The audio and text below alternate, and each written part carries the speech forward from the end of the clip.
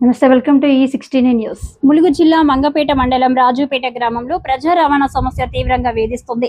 గ్రామంలో శాశ్వత RTC bus stand లేకపోవడంతో బస్సుల కోసం ప్రయాణికులు రోడ్లపైన నిలబడి వేచి చూడాల్సిన పరిస్థితి నెలకొంది.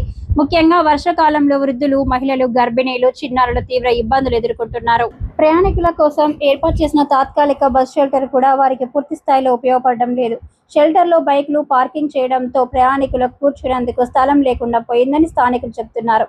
వర్షం, ఎండ నుంచి రక్షణ లేక రోడ్లపైన నిలబడాల్సి వస్తుందని ఆవేదన వ్యక్తం చేస్తున్నారు.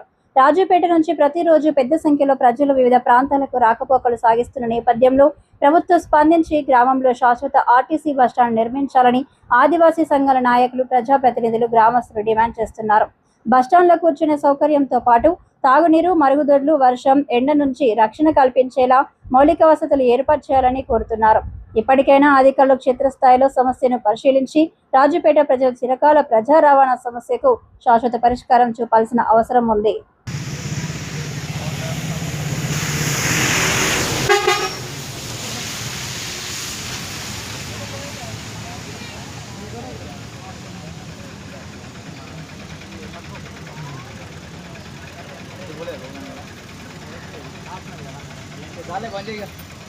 అయిపోయింది.